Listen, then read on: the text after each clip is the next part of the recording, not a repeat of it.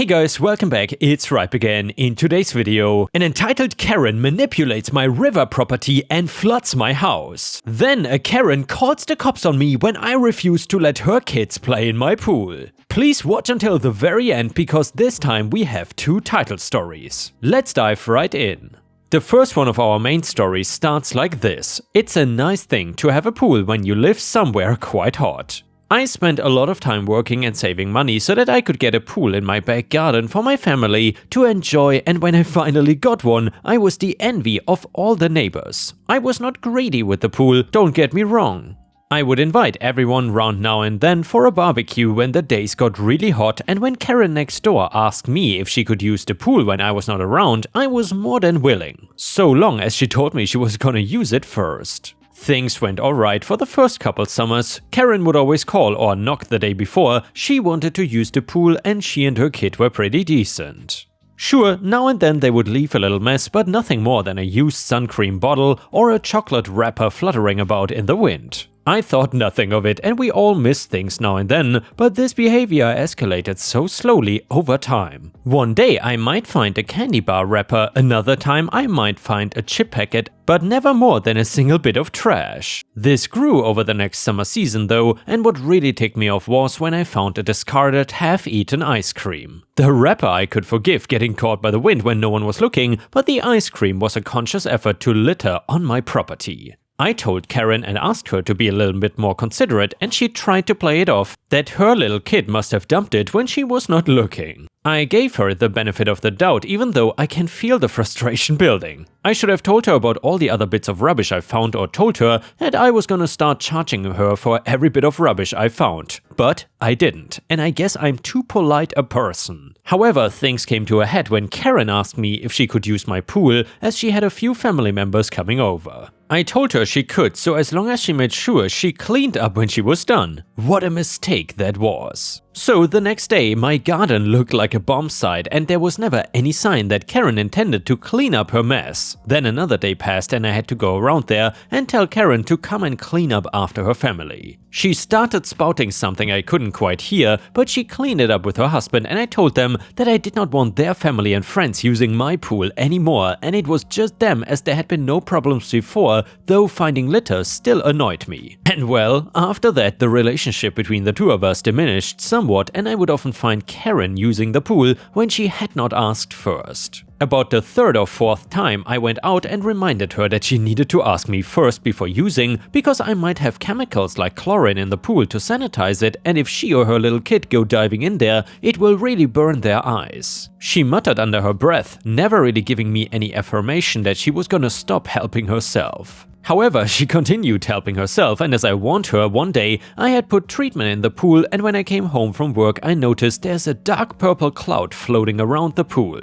The chemicals I had put into the pool reacted to contamination, and in this case it was urine. I had strayed around Karen's house and tell her outright that she is no longer allowed in my pool, and if I see her in there again, I will call the cops and have her arrested for trespassing. We get into a little argument, and the next thing I know, she is calling the cops on me. I don't even know what reason she could possibly have. I was well within my rights with everything. When the police arrive, she tells them that I was being racist towards her because she is from Poland, and to be honest, I had no idea she was from Poland and didn't much care. She was supposed to be my neighbor, and that was all I cared about. The police officer asked me a few questions, and once he was done, he warned Karen against wasting police time, and if I didn't want her on my property, she had no other choice but to stay away. Karen is enraged by this, but has no choice but to accept the judgment of the law and then storms off. Things settled down, and for a few weeks I think the whole fiasco was over and done, until one of my other neighbors, who happens to be a pretty close friend, comes around and asks me if I knew what Karen had been saying about me.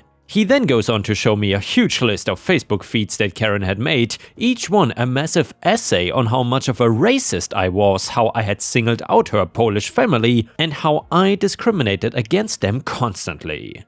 Karen even made claims that I had drawn racist graffiti on her house, which was followed up with photographic evidence of a wall that was not even part of her house. The comments and replies were a mix of those who supported Karen, people who clearly had no insight into what was going on, and those who knew me and knew Karen, trying to denounce her as a fraud, but each one of those was met with a barrage of accusations of also being racists. Next thing you know, she is saying I'm the leader of some KKK cult in the neighborhood, but the worst is yet to come. However, as after a couple of months of trying to ignore this noise, I get delivered on. Some fat, hairy, bearded, stoner-looking guy hands me a big brown envelope and runs off saying, "Sorry buddy, you just got served." Confused as me and the wife were in a strong relationship and would talk about things before jumping to something like a divorce, but getting served court papers is not just about getting divorced. Karen next door was suing me for my racist discrimination of her family. I could not believe it. It was not like judicial court or anything major, just a local civil dispute, but that was beside the point. I had to waste money on a lawyer, getting character witness statements from everyone, and face a judge in an actual court of law. My wife thought I was gonna end up in jail or something, which was just absurd. Even if Karen was right, the worst I would get is community service. As expected though, the court case went nowhere and Karen had her claims thrown out for being clearly fabricated. Not only that, but she was also warned that if she continued to waste everyone's time with this petty feud, she would be held for harassment of the defendant being me. It also helped that I actually managed to get the cop, who she had called so long ago, to some and be a witness for me. I think I only really needed him to inform the court that Karen was a time waster. A couple days pass by when I get a knock at the door and to my shock, Karen is there, looking hopeless and sorry for herself. She makes a feeble attempt at an apology and, most shocking of all, asks if she can use my pool again. Now, if she had done that months ago, right at the start of everything, I would have given her the benefit of the doubt, but after everything she put me and my family through, there was only one answer I could give, which was no, and it felt good saying it too. Karen went bright red with rage and flew at me faster than anything I'd ever seen before. Without even realizing, her hand came up and hit my cheek with such force I still have the handprint to this day. I couldn't believe it. Had she rung the doorbell like a normal person, she would have seen that I had one of these fancy doorbell cameras which recorded absolutely everything.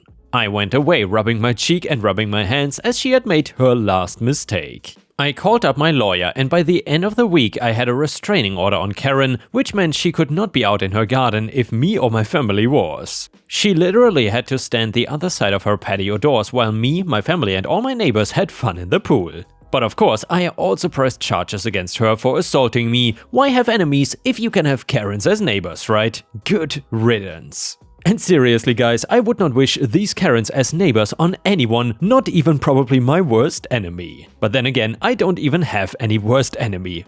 Either way, if you enjoyed this story, please don't forget to like the video and maybe even post a comment, since that would help me tremendously. Thank you so much. And now let's move on to the next, so to say, title story. I've always known that water is my calling. Nothing makes me feel at peace like the sound of flowing water. This was precisely why my wife and I chose to live in a house right next to the river as soon as we were able to afford a place of our own. She too shared my affinity for water, more specifically, she loved fishing. Our property easily had the best fishing spot in the entire town. It was not just a simple fishing spot, it was a sanctuary where we could escape from the pressures of daily life. The tranquil rhythm of the river provided a soothing backdrop and the vibrant ecosystem that thrived beneath the surface fascinated us both. Together we would spend endless hours casting our lines, sharing stories and immersing ourselves in the beauty of nature. But then tragedy struck and my wife was taken from me. The emptiness that followed her departure was overwhelming. I was left alone in our cozy riverside home, surrounded by memories that both comforted and pained me. However, her love for fishing had left an indelible mark on our community. It was not uncommon for people to assume I was lonely after she passed away, but her love for the hobby ensured that I never was. The town we had moved to was filled with kind-hearted individuals and almost all of them shared a deep passion for fishing. As word spread about our extraordinary fishing spot, people from far and wide started visiting. At first I was hesitant to share our fishing spot, fearing it would diminish the sacredness my wife and I had found there. But as I witnessed the joy and camaraderie that this hobby brought to so many people, I realized that it was a gift worth sharing. It felt like a sin to keep it to ourselves when others could experience the same bliss we had known. Our property soon became a hub of activity buzzing with fishing enthusiasts who reveled in the opportunity to cast their lines in the pristine waters of the river. Families would gather along the riverbank, creating lasting memories as they bonded over the thrill of reeling in a catch. Laughter and friendly banter filled the air, creating a sense of community that eased the burden of my grief. So even after she was gone, I got to see the joy this hobby brought to so many people. Each time I observed the flicker of excitement in their eyes after a successful catch, it felt as if a part of her spirit was present. The river became a conduit connecting me to her in ways I couldn't explain. It was as if she was whispering in the wind, reminding me that life goes on and happiness can be found even in the midst of loss. Naturally, years of peace meant it was time for some form of disturbance to emerge. In my case, it was the lady who shifted into the house next door after the previous owners moved out. She was the type of woman people branded with the nickname Karen. I don't think I've ever come across anyone as entitled as her. There was not a day that went by when she did not complain about how loud the river was. It baffled me how a sound that brought tranquility to multiple people could suddenly be labeled as noise. One would assume that a river is a natural body and that she could not have done anything to stop the sounds of the river, but she managed to pull that off. Karen decided she would no longer listen to the gentle rhythmic sounds produced by the river and built a dam to obstruct the river water flow to the spot right next to her house. The peaceful atmosphere that once developed our neighborhood was shattered. The harmonious melody of the flowing river was replaced by a disheartening silence broken only by Karen's persistent complaints. It was as if she had stolen not just the sounds of the river, but the joy and serenity that had been an intrinsic part of our lives. Perhaps I could have learned to live with it, but the real problem was that my house was right before hers, and this caused a severe flooding onto my property. The dam she constructed diverted the water's natural course, leading to an overwhelming surge that engulfed my cherished home. The floodwaters seeped into every nook and cranny, carrying away the remnants of my wife's fishing spot. It felt as if my connection to her, my lifeline to the past, had been violently washed away. Devastation filled my heart as I surveyed the wreckage. The dreams my wife and I had nurtured were now reduced to debris floating in muddy waters. The realization that I had lost not only my peaceful abode, but also the sacred place where my wife's spirit had lingered left me shattered. The flood became a metaphor for the anguish that engulfed my soul, mirroring the destruction that Karen's actions had wrought upon my life. Not only did Karen's dam disrupt the river and its natural flow, but she also took it upon herself to demand changes from the entire neighborhood. She complained about the aesthetics of the houses, insisting that they did not meet her standards. She bombarded her neighbors with requests to alter their exteriors, from repainting to replacing their fences, all to suit her personal taste. Her self-appointed role as the neighborhood's aesthetic police caused frustration and resentment among those who cherished their homes just as they were. Karen did not limit her entitled behavior to aesthetics alone, though. She believed that she had the authority to dictate how others should spend their free time. She confronted families enjoying barbecues and gatherings in their own backyards, claiming that the noise was disturbing her peace. She went as far as demanding that neighbors restrict their activities and limit their socializing to suit her preferences. Her disregard for the rights and autonomy of others caused friction and animosity within the once harmonious community. She would frequently claim the best spots in parks and recreation areas for her own use, dismissing the rights of others to enjoy these shared spaces. Whether it was monopolizing picnic tables, berating children for playing too loudly, or claiming exclusive rights to specific areas, she demonstrated a complete lack of consideration for the community at large. However, amidst the ruins, a flicker of resilience ignited within me. I refused to let Karen's entitlement and destructive behavior define my future. The spirit of the river, the same force that had brought solace and connection to so many, whispered to me in the midst of chaos. It reminded me that the river's power was not confined to a single spot but flowed through the entire town, binding us together with its currents. With renewed determination, I sought the support of the townspeople, sharing my story and the plight caused by Karen's dam. The community rallied behind me and, united by their shared love for the river and the memories it held, together we appealed to the local authorities, highlighting the ecological consequences of Karen's actions and the importance of preserving the river's natural flow. Fortunately, one of the locals was a renowned lawyer. With her guidance, I took Karen to court and sued her. She was not only forced to tear down the dam, but she also had to pay me a hefty sum of $582,000 for the damages caused to my house and property. The substantial sum reflected not only the physical destruction but also the emotional toll and the loss of my late wife's cherished fishing spot. With the court ruling, justice was served and it sent a strong message to Karen and others who may have harbored a similar sense of entitlement. And yeah, ripe stars, if you enjoyed this story, please don't forget to like the video and maybe even leave a comment because that would help me tremendously. Either way, the next one is titled Early Shift Revenge. A coworker of mine has been, for weeks, leaving halfway through her shift for no valid reason. This is when she shows up at all. So she once told me that she might be late because we lost my boyfriend's paycheck and have to find it. And then just never came in. This happened a few more times, only no BS excuse ever precluded it and no one told me that I'd be working alone. Our bosses kept saying, "I don't know why she does that." She has never once been held accountable or faced any kind of repercussions for her actions. It's been treated like a joke. And well, I can do the job alone and actually prefer to, but what I cannot do is accept being taken advantage of by an entitled a-hole. I simply won't do it. Last weekend she came in, saw me and said, "I could have stayed home, I didn't know you were scheduled tonight." But nope, we start at 4 and are scheduled until 12. So at 6:30 I texted my boss that I was tired of being taken advantage of, grabbed my stuff and left. She got livid because how dare I do the same thing to her that she's been doing to me for weeks. My boss is mad, but I start a new higher paying job the next week anyway.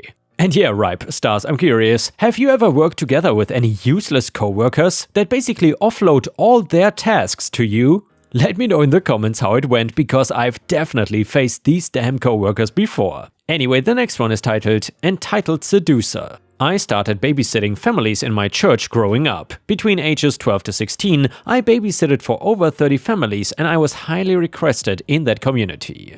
I knew everyone and I attended that church since I was 4. Everyone knew me, I knew everyone, very tight-knit. So I babysit for a family we will call the Smiths. I knew the Smith family since I was 10 and they had children that were younger than me. I helped with these kids for children's mass. I knew the family and we were kind of close because I was one of the kids' helpers in a class unit. Plus we all knew each other from the church and school. Now I am 13ish when this happened. I babysat for this family, the Smiths, and it was going good. They had a pool in their backyard and the dad told me to pack a bathing suit. He said, "The kids will probably beg you to swim with them if you don't mind, but you don't have to." So I babysit these kids for about 5 hours, 1 to 5, and 4 hours in, the husband came home to take a work call, and then he would help with the kids and my parents would take me home. 20 minutes before the dad gets home, the kids wanna swim. I agree and we all get ready. I had chosen a normal bathing suit for a 13-year-old, but I had a larger chest than others my age and the mom of these kids. So now the dad comes home and asks if things are all good. I tell him yes and he tells me he will find us when he's done with his work call. It's about 5 and he comes out and asks to take another call.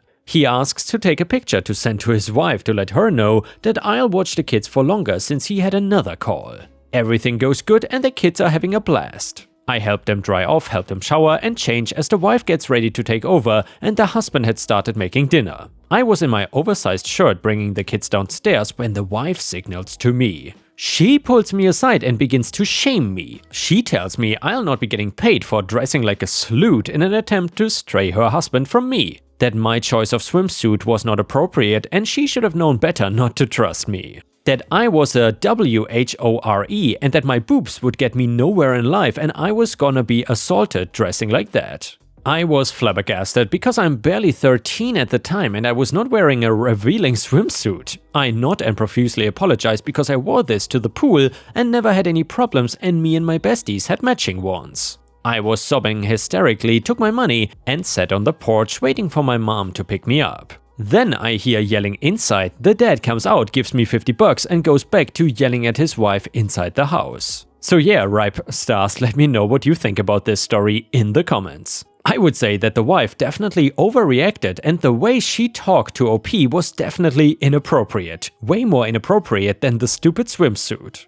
Either way, the next one is titled, Am I the a-hole for shaming someone? For a bit of context, I, 21 female, have some sort of condition where flexing certain fingers is painful. It can get to the point where my fingers lock and don't move. Most notably, whenever my finger bends, there is a loud pop followed by pain. I've been looking into this for years and no one seems to know what to do besides putting in a splint and hoping. I finally got a call from my doctor that she got me a referral for a plastic surgeon that specializes in hand and feet, and I'm extremely excited. Basically, the procedure that's gonna be done is similar to Botox, where they try to stiffen the finger to prevent my tendon from snapping. I told a few of my close friends about the procedure. I guess one of their girlfriends overheard that I was getting Botox and misunderstood. She started messaging me how beautiful I was and that I shouldn't even mess with my natural beauty. I was offended because she kept making the comments even after I told her to stop. Every time she saw me, she would mention it or bring up how important it is to be yourself in this plastic world. We were on a large group call the other day to hang out and she made a comment to me in front of our friends saying, "Not everyone has money to pay for Botox." I was pissed. My parents are not paying for any part of the procedure, it's covered by my country's healthcare. I asked her where she thought I was getting Botox and she replied that it was obviously a facial surgery. I went off on her. I told her about my health issues and how the procedure gave me so much hope that maybe I could literally hold a pencil without pain in the future. I told her she was being judgmental and that she had no right to judge me even if my surgery was cosmetic. I told her to get off her high horse and re-evaluate herself before trying to shame other people. I also called her a judgy bitch at one point. She ended up logging off the call. The call got really awkward and we ended up just hanging up a few minutes after. She messaged me later saying she felt alienated from the group and that I did not have to call her out in public like that. I could have told her privately. She also blamed me for not telling her the surgery was medical earlier, leading to this misunderstanding. I don't think she was entitled to any info. Even if it was cosmetic, she had no right to act like she did. Her boyfriend and one of my mutual friends thinks she is right and I should have corrected her in private. I could be the a-hole because I did kinda make the call awkward for everyone instead of laughing her joke off and correcting her later. Comment number 1, totally not the a-hole. She made a comment about it in front of everyone, so why should she get the privilege of privacy? Besides, she deserved to be called out for being so judgmental for no reason. And no, it's none of her business to know why you were getting surgery. She needed to be thrown off her high horse. Comment number 2, not the a-hole. Not all plastic surgery is cosmetic, and even if it is, someone does not like the idea. What someone else may do to their own body is not really anyone else's business. My brother had plastic surgery age 10 to put his nose back together after getting a hockey stick to the face, and my uncle had plastic surgery to reduce pain and tightness of scarring on his neck, which was the result of surgery for throat cancer. Plastic surgery can be a medical necessity and that is no one's business, honestly. So yeah, ripe stars, let me know what you think about this in the comments, but obviously I think that no one would say that OP was the a-hole here. Her friend was definitely being a jerk, no other way to interpret that. Update to the story, a few bits of info I realized I left out when seeing the comments. Why were you so offended by her natural beauty comment? Well, these were passive-aggressive statements and not compliments. She would send me links to opinion forums or blogs about God's natural beauty and told me that I was ruining myself. Why didn't you just tell her? Well, honestly, I told her it was not cosmetic and she refused to back down until she had every detail. She claimed it was an excuse if I wouldn't elaborate. I don't think she's entitled to know my medical history, especially when I don't really know her. Why did you get so mad? Well, I kind of downplayed my condition. Not everyone in that call knew about it because honestly, it can be embarrassing. I know it is something I cannot control, but it still hurts when I have really bad days and need someone to help me feed or just drink soup out of a straw. It sucks when you know your hair is matted, but you cannot pick up a hairbrush to untangle it. I did not want people to treat me differently. Most of them knew I had some problem with my hands because sometimes I have to use voice to text when taking notes. And another update to the story, thanks everyone for your comments. I wasn't expecting this to get this big, so I don't have time to reply to everyone. But it helps a lot to know that I'm not the only one and that some people have been treated for this and had the treatment work. I usually hate drama and I didn't even know the GF would be on the call. If I did, I absolutely would not have joined. My friends messaged me. Apparently they were all pissed and messaged my friend to let him know that what his girlfriend said was not okay. They are supporting me 100% and are even helping me do some research into recovery options. And with this, we have reached the end of the video. However, if you cannot get enough of my content, please check out my endless playlist, where you can find thousands of hours of content. In addition, please don't forget to subscribe to my channel to not miss any of my daily uploads. Thank you so much in advance, and I hope to see you again tomorrow.